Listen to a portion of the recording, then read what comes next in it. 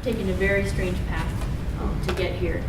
I left grad school without very much self-confidence as far as research goes, and so I went to a teaching school for 3 years, and then I realized that I missed research a lot more than I thought I did. So I left there and completely reinvented myself in a new specialty as a postdoc, and then took a self-money position at Arizona State and reinvented myself in a new specialty again, and came here in 2010, and that's how you get to be on the verge of 47 and still not have gone up for tenure. So now I'm at IU, and I'm running a group called Sesame Lab, Systematic Experimental Study and Analysis of Metals in the Environment. See it? So of course we have some mascots, and various pieces of equipment are named after Muppets in our lab. Our current funding comes from 3 programs at NSF, the Major Research Instrumentation Program, and I'll show you what that bought us, the Geobiology and Low Temperature Geochemistry Program, and Chemical Oceanography. And there's also some funding from the Exobiology Program at NASA. So like the previous 2 talks, what I'm studying really is bacteria. But as you'll see, the bacteria that I'm studying in this case are billions of years expired. And I'm trying to figure out what they were doing a long time ago in the past. And to help me do that, I have a group right now. Actually, I've had some turnover since this picture was taken, but here's my postdoc, Lev Spivak-Berndorf, some undergraduates, Drew Redifer and Greg McCotter and Ryan Wells, another postdoc, Shofei Dong, and 2 master students, Haley Howe and Allison Bryan, and my lab manager, Alice Hui. Okay, so what the heck are we doing? We have 2 themes of research. Oops, my clicker is not clicking, so I'm just going to do it this way. We have 2 major themes of research in our lab, and we're sort of using the same tool to go after both of them. And the clicker really doesn't want to click, and that's fine with me.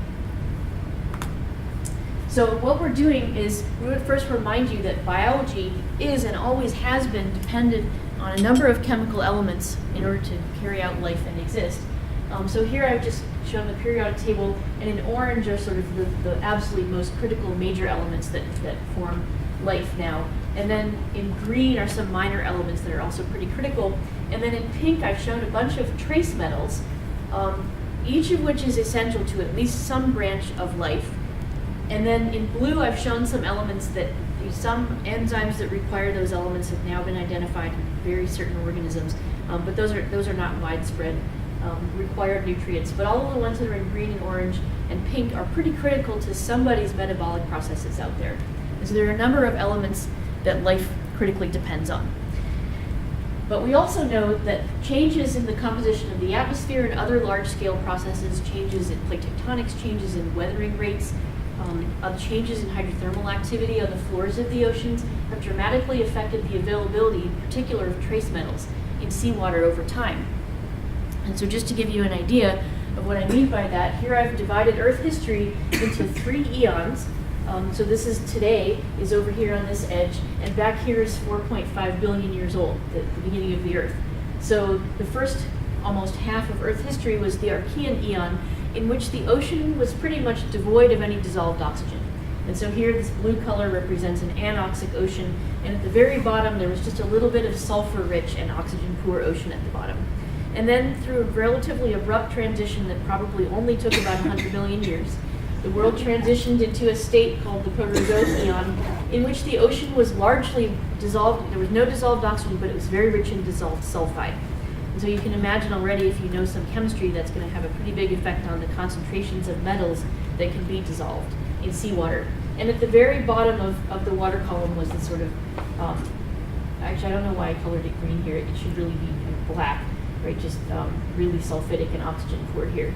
And then there was another very abrupt transition about 600 million years ago to the Phanerozoic eon, in which the ocean is almost entirely oxidized. So there is free dissolved O2 in seawater, except for at very productive shelves of the ocean, off the continental shelf where there's high biological productivity.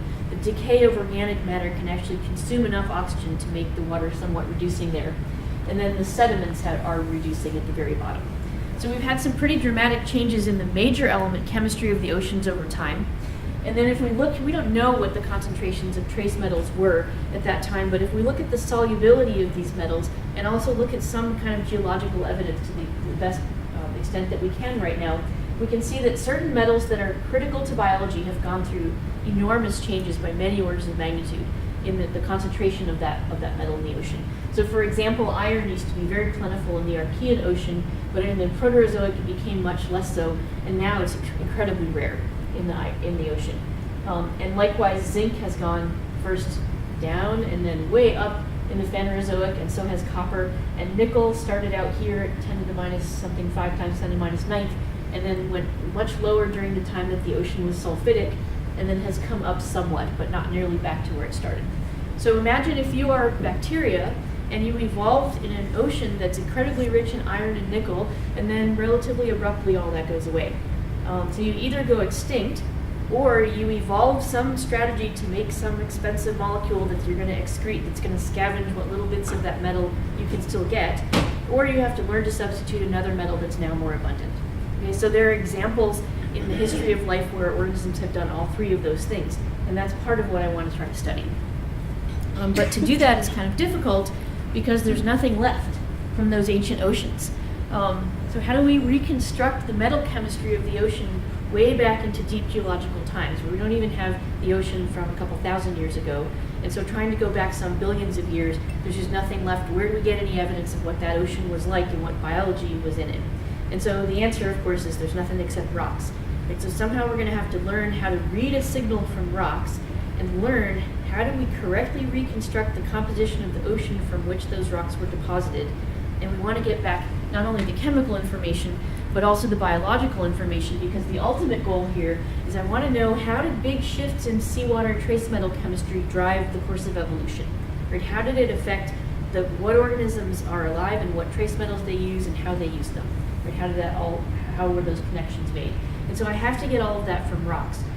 And so that's going to be I have to be pretty clever and resourceful to figure out what kinds of signals can I get out of rocks, and especially how on earth do I know I'm making the right interpretation of whatever chemical composition or things I can measure in the rocks.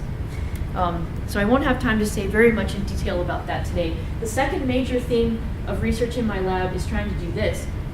So everybody knows that people are bad and we've made terrible heavy metal contaminations all over the place.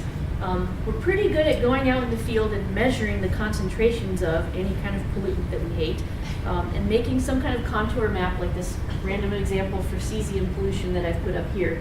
So we can drill a bunch of little monitoring wells and sample the groundwater and measure the concentration, and then use some kind of contour map to sort of show where's the contaminant plume and is it in our drinking water reservoir yet. So that's nice, but it's not terribly useful, because what we really want to do is be able to predict how much contaminant will flow how far and how fast. And unfortunately, we're not very good at this at all right now. And the reason is that metals flowing in groundwater are going to react with particles of minerals and rocks as they're flowing, and maybe with bacterial cells by absorbing to mineral particles. Maybe bacteria can reduce or oxidize a metal and immobilize it or remobilize it. And we're terrible at figuring out, we have no way to know really in situ what's happening, what reactions are in fact affecting a certain metal in a certain contaminated plume. So we're terrible at predicting how mobile is this element and how soon will it reach our drinking water reservoir. We don't know how to do that because we don't know. We could take a column of sediment from some contaminated place and take it in the lab and try to culture what's there and identify the organisms and identify the minerals and do some experiments. But the things that we do and the predictions we make from that doesn't match what actually happens out in the field very well. So we're still kind of in early stages of figuring out how to do that. And so the other thing that we're trying to do in my group is develop new tools for how to do this. How do I detect what reactions are in fact happening to some dissolved metal as it's flowing through groundwater and reacting with the porous medium there? So the tool that we're using for both of these themes of research is metal isotope geochemistry. So the heavy and light isotopes of many elements fractionate or partition during various chemical reactions in highly systematic ways governed either by thermodynamics or by kinetics. So for example, if you take some pool of molybdenum, so molybdenum comes in several different isotopes, some of which are 97 and 95, and I have a pool of molybdenum, and these are molybdate molecules, molybdenum and oxygen, in solution, and some of those molecules are going to adsorb to a mineral particle, like the one that I've represented with this brown surface here. It turns out that they won't, 95 and 97 won't stick in the same proportions that they are in the solution. The 95 preferentially adsorbs to the mineral surface and not so much 97. And they're thermodynamic reasons behind that.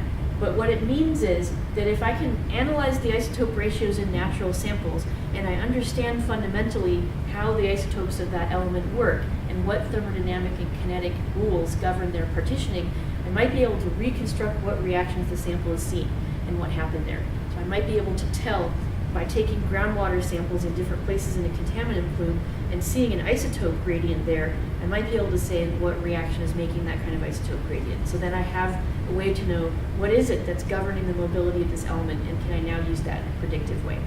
Or I might be able to look in some rock type and find out that over time, as I'm going up to younger and younger sediments, I can see a wiggle in the nickel isotope ratios there, and it tells me that methanogens who produce methane and cancel out oxygen and depend very critically on nickel for the enzyme, they make methane, that they were becoming starved for nickel, right, during a big transition from a nickel-rich ocean to a nickel-poor ocean. So that's the kind of thing that we're trying to do. As far as the technology and what's involved to do this work, the changes in these isotope ratios that we're looking for are really, really tiny. They're very small. So I need to make a very precise measurement of the isotope ratio in my samples in order to resolve the variability that's there. I also want to avoid contaminating my samples with random extraneous metal from steel or something else in my lab, because then I'm just going to measure my lab over and over and over again, which is not very interesting. So all of our work is done in a clean lab that's got positive pressured HEPA-filtered air like an operating room, and everybody has to suit up and go in here, and everything to the extent possible is all plastic inside our lab to avoid, it's mainly dust is actually the main mechanism by which metal contamination gets transferred. So here's one of my undergrads working in the lab on a bunch of samples, and he has to digest them in acid because they have to be in solution, and then he has to purify the element of interest because any other impurities will mess up the measurement. And so there are a lot of tedious hours spent in the lab chemically purifying all of these things. And then they go into our new plasma 2 multi-collector inductively coupled plasma mass spectrometer. So this is similar in many ways to the instrument that Nikki was talking about, although it doesn't fit on a bench top. It's pretty big, and it cost a pretty piece of money, so that's why NSF had to give us a major instrumentation grant. So this guy, the mass spectrometer in here, we're ionizing the sample by basically putting it into a plasma made from argon, and we have inductively put in radio frequency energy in order to raise that argon to about 6,000 Kelvin. So it's about the temperature of the surface of the sun, roughly. And then that strips electrons off of absolutely everything in the sample. And then we have positively charged particles that we can accelerate down this flight tube. And when you move a charged particle into a magnet, this thing has a ginormous 700-pound magnet in it, charged particles flowing through a magnetic field will turn a corner. And the light isotopes will turn the corner more sharply than the heavy ones. And so we end up physically separating them. And then there's an array of 16 collectors at the end of this thing to count how many isotopes of which masses are arriving at the end of the thing. And so we're using that to do our measurements. The weird thing about this is that the instrument itself fractionates the isotopes a lot more than nature does. So that presents a big problem. There are amazing correction schemes, some very clever tricks that previous decades of geoscientists have figured out how to make a correction for the instrument's effect that's extremely precise and allows us to actually make measurements that make sense. And to do that, we're also depending on a big algorithm and a bunch of a MATLAB script that takes all of our output data and does this calculation to do this big fitting to give us the result at the end that works. So there's a couple different kinds of technology that are involved. And this little guy is a $700,000 frog. We named it after Kermit the Frog. And then our other mass spectrometer just measures metal concentrations, not isotopes, and it's named the Count because that's what it does. Okay, and then I think the last slide is just thanks to you for your attention, and I'd be happy to answer questions now or later.